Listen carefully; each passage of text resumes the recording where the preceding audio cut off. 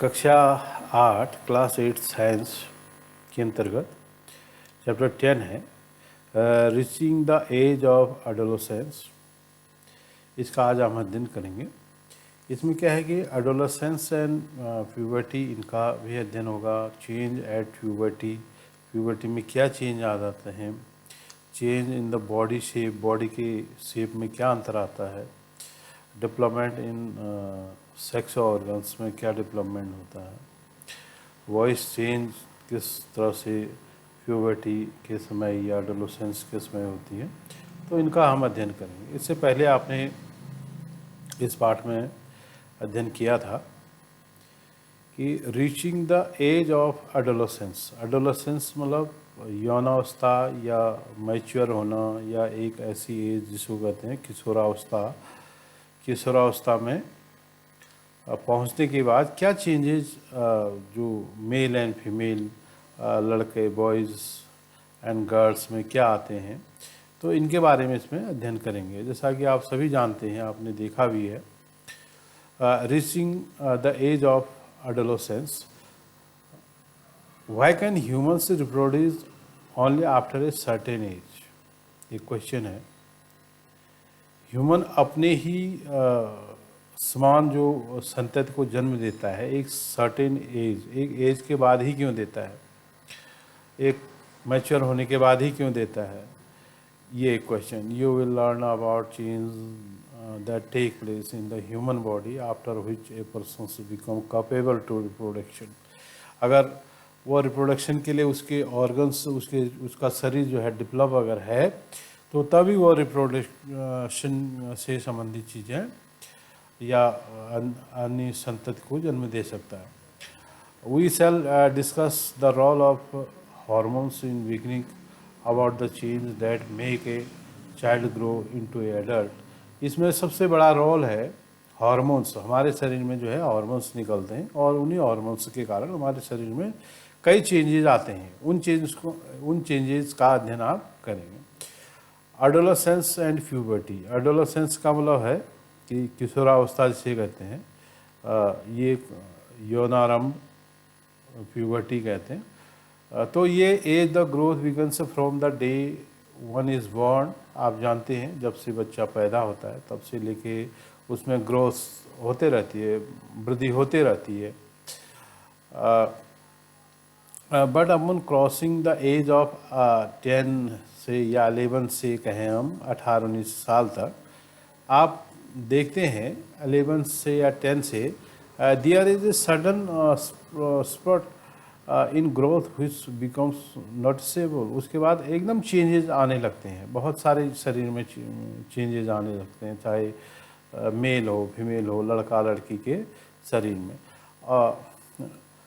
Growing up a natural process, the period of life when the body undergoes change leading to reproductive maturity is called adolescence। तो adolescence किसे कहते हैं? adolescence का मतलब जब उसमें मैच्योरिटी आती है।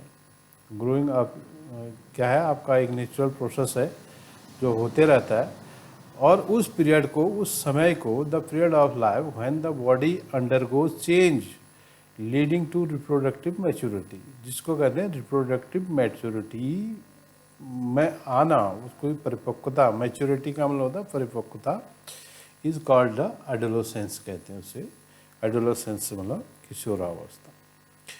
Adolescence begins around the age of 11 से लेके 18 ईयर या 19 ईयर तक कह सकते हैं।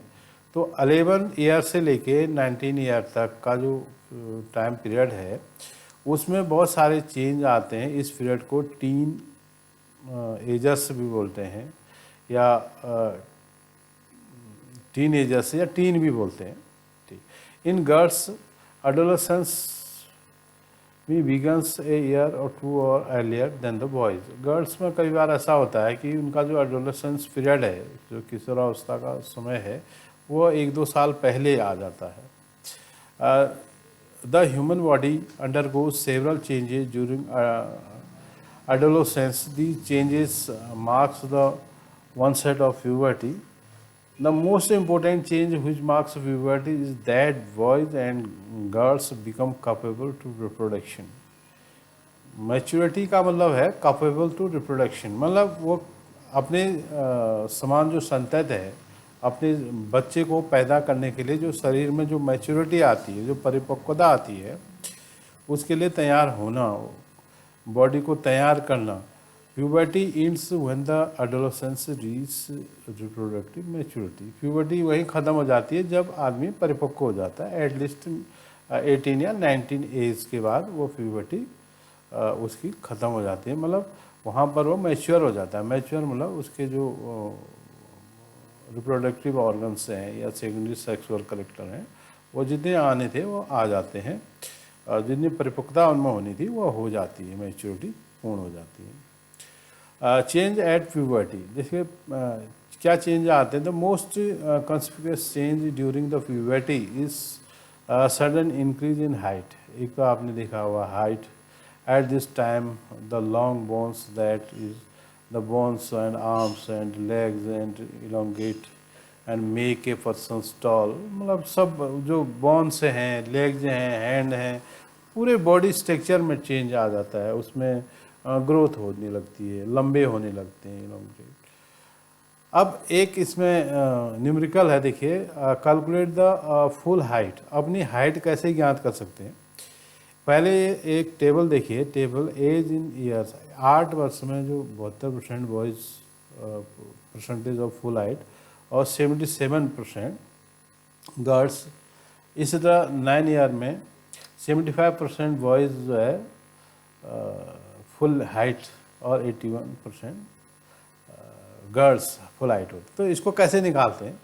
देखो, calculate the full height, present height. आप अपनी अभी वर्तमान हाइट क्या है उसको आप नाप लेंगे सेंटीमीटर में, ठीक है।